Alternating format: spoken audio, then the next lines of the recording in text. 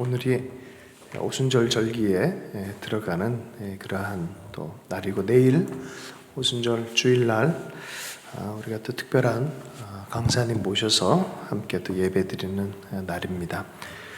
보통 이런 절기에는 유대에서는 룻기서를 읽습니다. 그래서 그 룻기서에 보면 이방인 룻이 시어머니 하나님을 인정하고 또 이게 들어오는 그런 특별한 절기로 좀 지킵니다. 혹자에 그러더라고요. 지금 이스라엘 가면 가장 그 이방인들을 향한 호의가 강한 때가 지금이라고, 룻기서를 많이 읽고 이방인 이런 연구를 많이 하기 때문에 그렇다고 합니다. 예수님께서 40일 동안 하나님 나라를 가르치신 이후에 세세하게 40일 동안 가르치셨어요. 모세가 하나님의 얼굴을 보면서 40일 동안 율법에 대해서 산 위에서 머물면서 또 이렇게 십계명을 받아오고 한 그런 것과 같이 예수님께서도 하나님 나라에 관해서 40일을 얘기를 하십니다. 그리고 10여일을 우리 제자들이 전적으로 오시겠다 하는 성령을 기다립니다.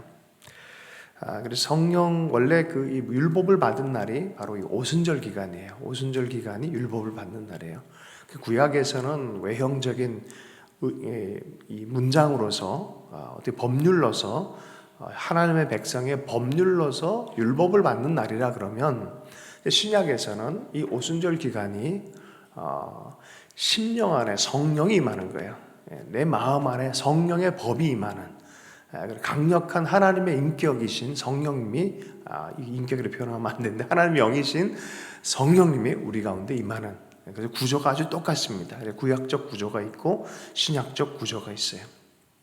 그래서 이거를 유형론으로 해서 쭉 갈 때 시내산이 있고 예루살렘이 있고 이런 식으로 계속 표현합니다. 갈라디아서 그래서 하갈이 있고 또 누가 있습니까? 하갈 반대 사라 이렇게 있는 거예요. 이런 식으로 계속.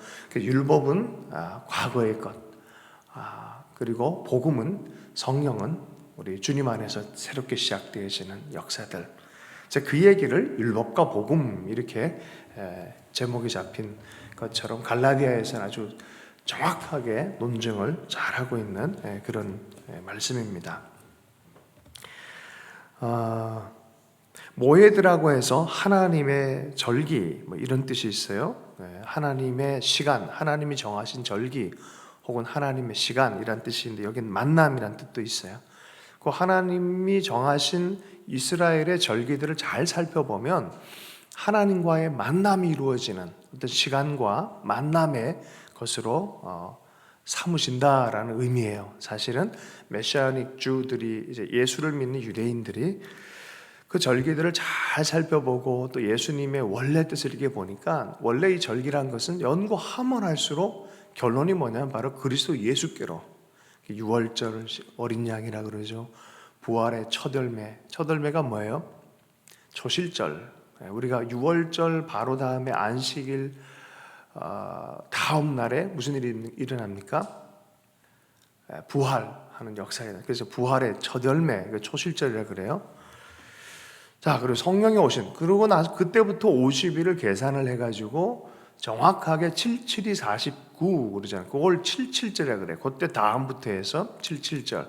바로 그때가 무슨 시즌이냐면 맥추절. 그래서 보리, 밀 이런 것들이 추수가 막 시작이 되어지는 거예요. 추수가 어떻게 된다고? 시작. 그래서 성령의 초실절로 불리기도 합니다. 사실은 오순절이 초실절이 2번 이렇게 되어지는데 보통 요건 안 사용해요. 그렇게 또 불려지기도 합니다. 절기를 하나둘씩 보면 이게 예수님과 예수님 이후에 하실 일들을 너무나 정확하게 드러내고 있어요. 유월절, 어린 양 예수 그리스도, 초실절, 처음 곡식을 거두는 때인데 부활의 첫 열매. 근데 레위기를 보면은 이 처음에 그 열매를 이제 이삭을 가지고 와서 하나님께 이렇게 드리잖아요. 추수한 거를. 근데 요것은 앞으로 다 추수할 것의 대표가 되는 거예요. 그것이 거룩하게 드려지면은 모든 추수가 거룩하게 다 드려지는 거예요. 그러니까 예수 그리스도가 부활의 첫 열매로 온전히 드려졌다 그러면 거기서 믿고 거기서 연합한 모든 사람도 그렇게 거룩하게 드려지는 그 부활에 관해서 확실하고 명확하게 주님께서 드러내신 거예요. 이게 참 놀라운 거예요. 자, 그러면 성령이 오시면은 어떤 일이 벌어져요? 성령의 초실절로부터 시작해가지고 가을 때까지 수장절 모두를 다 걷어서 드리는 장막절, 수장절이라고 하는 가을절기까지 이렇게 가는 거예요. 그때 보면 뭐 과일 모든 이 것들 다 이 추수해서 장막에 이제 쟁여놓는 그런 것입니다. 그래서 절기 3대 절기를 봐도 그렇고 모든 절기 자세히 살펴보면 모두가 다 예수 그리스도에 관한 것이에요. 예수 그리스도. 자, 그래서 성령님이 임하신 이 절기 가운데는 사실은 간구하고 사모해야 돼요. 정말 저녁 기도에 힘쓰고 성령님을 사모하고 주님께서 역사하길 기다리고 하는 이제는 이런 시간을 통해서 또 내일이잖아요. 절기상으로 보면. 그래서 모에드, 뭐라고요? 하나님의 절기, 하나님이 만나기로 한 그 시간, 이런 뜻이에요. 그러므로 지금 기도할 때, 간구하고 기도할 때 딴 날이 아니라 지금 기도할 때 성령님 우리 가운데 역사를 기대하는 거예요. 자, 그래서 율법과 복음의 시대, 이게 정확하게 율법의 시대가 지났고 지금 복음의 시대에 대해서 주님 말씀하시는데, 사도 바울이 갈라디아서를 통해서 계속 율법적으로 돌아가지 말고 복음 안에 바르게 서는 것에 대해서 논증을 합니다. 짧게 살펴보도록 하겠습니다. 3장에 갈라디아 사람들한테 얘기를 합니다. 어리석도다 갈라디아 사람들아, 예수 그리스도께서 십자가에 못 박히신 것이 너희 눈앞에 밝히 보이거늘 누가 너희를 깨더냐.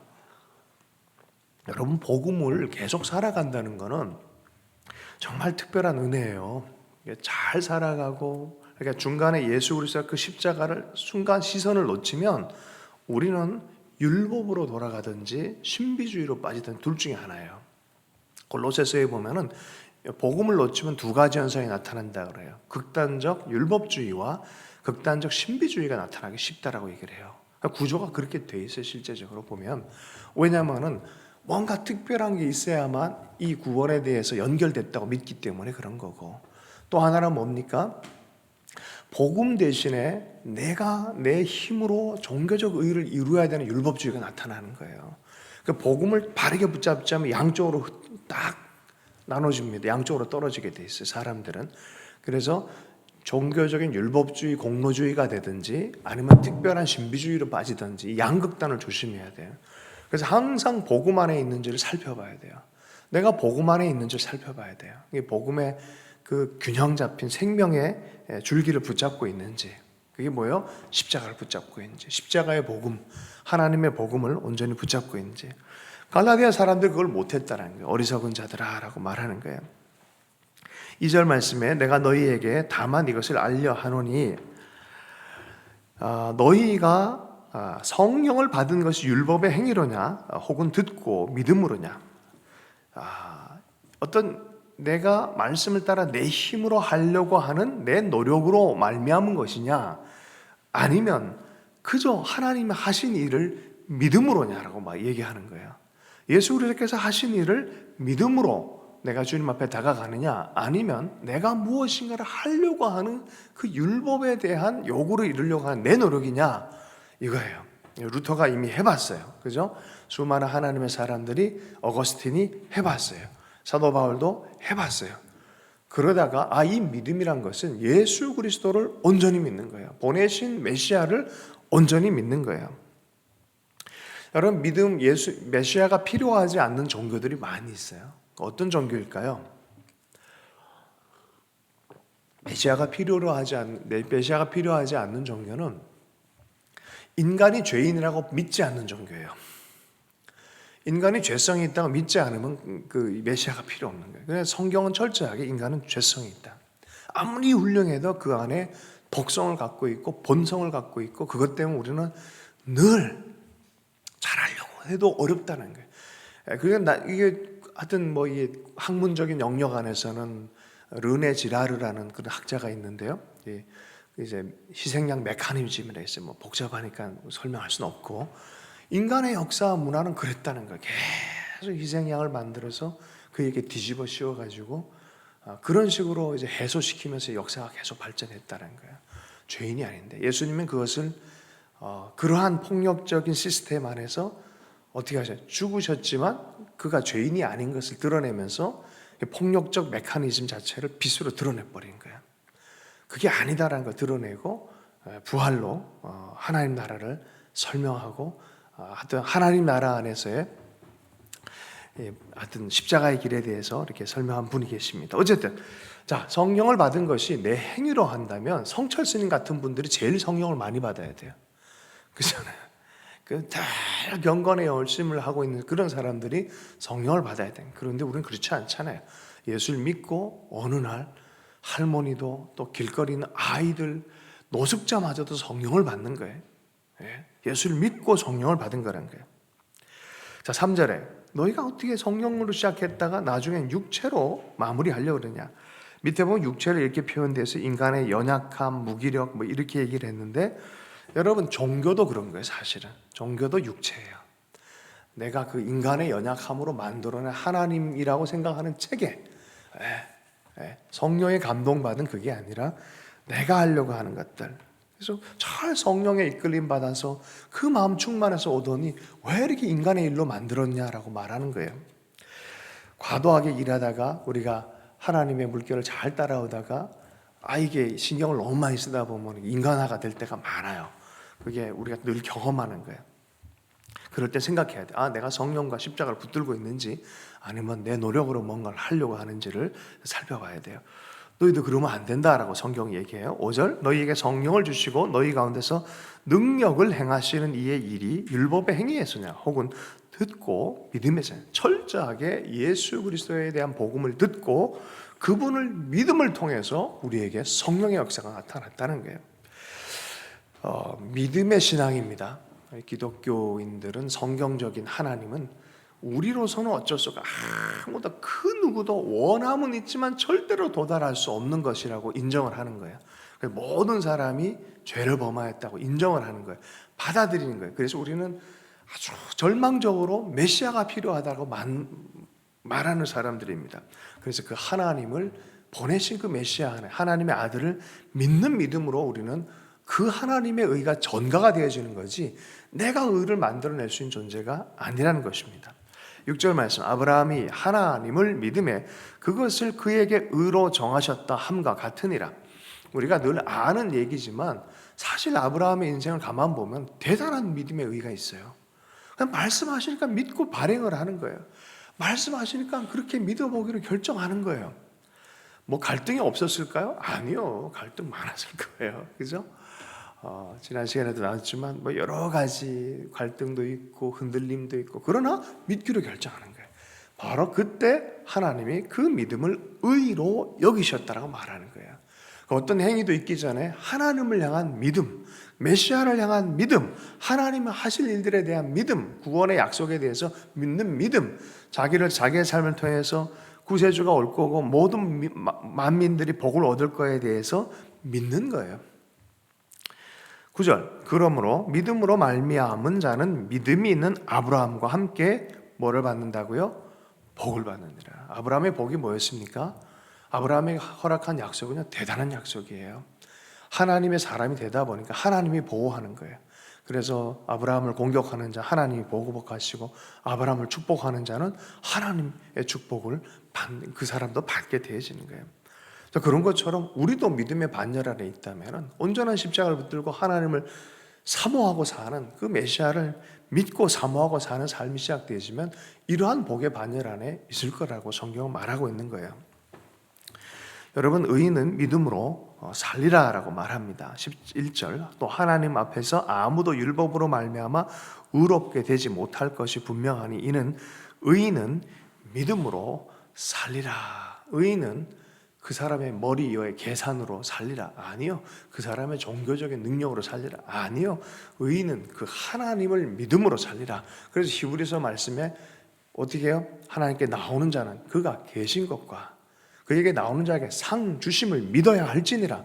믿음의 삶이란 것은 바로 그거예요. 하나님을 의뢰하고 하나님 붙들고 내 삶의 주인 되심을 믿고 미래에 대해서 여러 가지 혼돈과 근심과 걱정과 암울함과 이런 부분에서 믿음으로 나아가는 거예요. 믿음으로.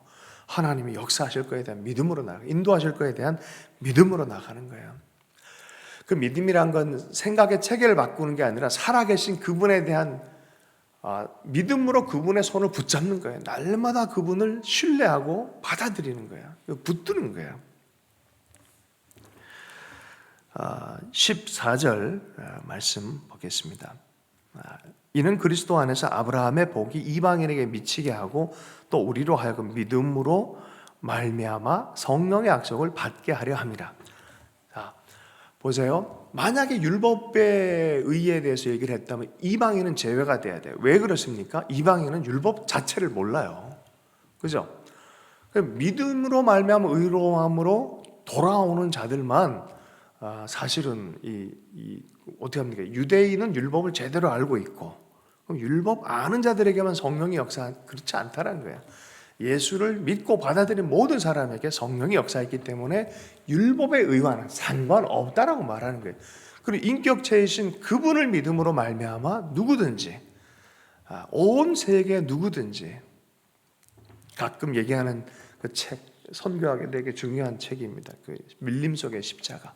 인도네시아 이리안자야라는 그 지역의 원주민이 이 예수를 믿는 그 순간에 성령이 임한 거예요. 어두운 아프리카, 유럽, 이 아시아 어느 곳이든 이 예수를 믿음으로 말미암아 성령이 역사하는 거예요. 율법이 아니에요. 예수 그리스도를 믿음으로 말미암은 것입니다. 그래서 율법과 약속에 대해서 얘기를 합니다. 아주 논증적으로 사도 바울이 대단히 뛰어난, 정말 대단히 뛰어난 분 같아요. 물론 성령의 감동으로 쓰신 것이어서 그렇겠지만 아주 논리적으로 탁월하십니다. 이 17절의 말씀은 내가 이것을 말하니 하나님께서 미리 정하신 언약을 430년 후에 생긴 율법이 폐기하지 못하고 그 약속을 헛되게 하지 못하니, 이건 무슨 소리인지, 이 430년 후는 뭡니까? 아브라함에게 의롭다 하신 이후에 그 이후에 400년 동안 430년 동안 어디 있다 왔어요? 이집트에 야곱이 내려가 70명이 내려가 장장 70명이 내려와서 수십만으로 출애굽하면서 하나님의 백성이 되잖아요. 요게 430년 후에 모세가 율법을 받은 거예요. 자, 율법을 받기 전에 이미 아브라함에게 의롭다고 말했는데 의로움이 어떻게 율법으로 말미암냐? 연도수를 봐도 430년 전에 아브라함에게 의가 없는 아브라함에게 믿음을 갖고 있는 아브라함에게 의롭다가 했는데 율법의 의가 아니다. 그러므로 율법을 지키려고 애씀으로 구원받으려는 헛된 일을 하지 말아라고 말하는 거예요. 그러면 그리스도를 믿는 것 안에서 사는 것에 대해서 얘기를 하는 것입니다. 자, 20절 그 중보자는 한 편만 위한 자가 아니나 하나님은 한 분이시니라. 중보라는 것은 예수 그리스도는 우리의 중보자가 되잖아요. 하나님과 사람 사이에서 중보자가 되셔서 연결시키고 하나 되게 하시잖아요. 그죠? 자, 근데 하나님께서 그 일을 하신다는 소리예요. 이 복음을 통해서 그 일을 행하신다라는 말씀입니다. 율법이 21절 22절 그러면 율법이 하나님의 약속들과 반대되는 것이냐? 결코 그럴 수 없는. 그럼 율법은 반대되는 거예요. 아니, 율법의 기능에 대해서 드디어 얘기하는 거예요. 율법이란 것은 복음이 나오기 전까지 계주 요원이다. 막 끌어져서 결국은 복음의 소개를 하려고 하는 하나님의 의도가 있다라고 얘기해요. 그걸 어떻게 표현하냐면 몽학 선생, 예전에는 몽학 선생이라고 표현했어요. 지금 여기서는 24절에 초등교사라고 얘기를 하는 거예요. 초등교사에 머물려고 우리 공부하는 거 아니거든요. 최종 학문까지 공부를 하려고 인도함을 받는 거예요. 그때 당시 몽학 선생이랑 이 사람은 서당까지 실제적으로 인도를 해주는 가정교사 역할도 하긴 하지만 붙들고 대체로 서당까지 손잡고 서당까지 인도해주는 그 어떻게 집사 같은 사람이 몽학 선생이었어요. 그러니까 그 사람을 선생이라고 하진 않아요. 그런데 그렇게 또 인도하고 공부할 수 있도록 도와주는 존재이기 때문에 몽학 선생 옛날에 번역은 그렇게 번역을 해놨는데 요새는 이제 초등학교 교사다라고 얘기를 하는 거예요. 율법은 그런 역할을 한다. 결국 율법을 제대로 보려면 예수 안에서 복음 안에서의 율법의 소용으로 보면 율법의 좋은 뜻이 나오지만 구원을 대체하려는 것으로 바라보기 시작하면 이건 문제가 있다는 거예요. 율법주의가 된다는 거예요, 이게. 25절. 믿음이 온 후로는 우리가 초등학교사 아래에 있지 아니하도다. 26절. 너희가 다 믿음으로 말미암아 그리스도 예수 안에서 뭐가 됐다고요? 하나님의 아들이 되었으니 누구든지 그리스도와 합하기 위하여 세례를 받은 자는 그리스도로 옷 입었느니라. 믿음으로 말미암아 예수 안에서 하나님의 아들이 됐다는 거예요. 성령이 오신 가장 강력한 증거가 뭐냐? 뒷페이지 주일날 본문에 나와 있어요. 성령이 내 안에서 하나님을 아바, 아버지라 부르짖게 하느니라. 하나님이 내 아버지가 됨을 내 영으로 알게 하시고 부르짖게 하는 것이 바로 성령의 일이라는 거예요. 놀랍지 않습니까? 여러분, 성령에 대해서는 두 가지를 이해할 필요가 있어요. 성령님께서는 두 가지 패턴을 우리 가운데 역사를 하거든요. 중심엔 예수 그리스도의 십자가예요. 복음이에요. 자, 성령이 오시면은 먼저는 하나님과 연합하게 해요. 아버지 하나님과 연합하게 하고 아들 예수 그리스도와 연합하게 해요. 성령과도 친밀함으로 연합하게 해요. 이 삼위일체 하나님과 연합하게 해요. 먼저는 하나님과의 관계성에 대해서 명확한 인식이 생기도록 하는 것이 바로 성령이세요. 그래서 이것을 내적인 열매가 맺는다 그래요. 이거를 성품 자체가 하나님의 성품으로 연합되는 거예요. 이게 첫 번째예요.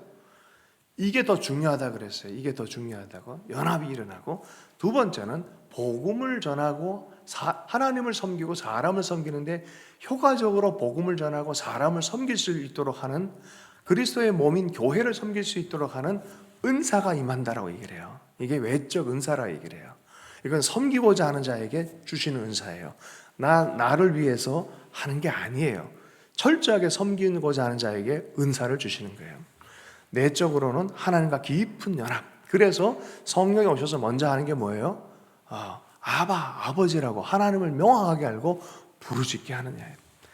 엄청난 겁니다. 여러분, 이거 되게 아무것도 아니고 나는 은사를 안 받고 나는 은사를 좀 받고 싶고 이건 별로인 것 같은데라고 생각할지 모르겠지만 아닙니다. 정체성이 변하면 삶이 변화하게 돼 있어요. 진짜 내 속에 있는 의식이 새 존재로 내 스스로가 받아들이기 시작하면은 진짜 삶이 변화하게 돼 있어요. 이게 근본적 뿌리예요. 성령이 하신 일이 바로 그런 거라는 거예요. 그래서 예수 그리스도를 믿고 시작하는 일이지 내가 뭔가 이렇게 하는 거예요. 여러분, 이것은 오늘 당장 예수 그리스도 앞에 우리가 결단할 수 있고 마음으로 받아들일 수 있는 놀라운 복음의 말씀이에요. 나는 오늘도 예수 그리스도를 내 구주로 믿습니다. 그러므로 말미암아 우리 하나님이 내 아버지가 되셨습니다. 나는 하나님을 아버지라 부릅니다. 아버지 하면서 그 고백 자체에 엄청난 복음의 신비가 이미 내 속에서 일어난 증거로 우리가 스스로가 발견할 수 있습니다. 오늘 말씀 붙들고 잠깐 기도하도록 하겠습니다. 복음 위에 서는 것이 얼마나 놀라운 축복인지 우리가 다시 한번 되새기면서 십자가의 복음 예수 그리스도 안에 하나님 세워지는 우리의 삶이 되길 원하고 그런 공동체가 되기를 원합니다라고 기도하고요. 내일 이제 오순절 가운데 예수 그리스도의 축복인 성령의 세례 또 충만한 역사가 있을 수 있도록 기도해 좋겠어요. 참 재밌는 거는요. 이 성령에 대해서 얘기를 할 때 일단 부활에 관해서도 제자들이 안 믿었어요. 오히려 의심하는 자도 있더라라고 분명히 얘기를 해요.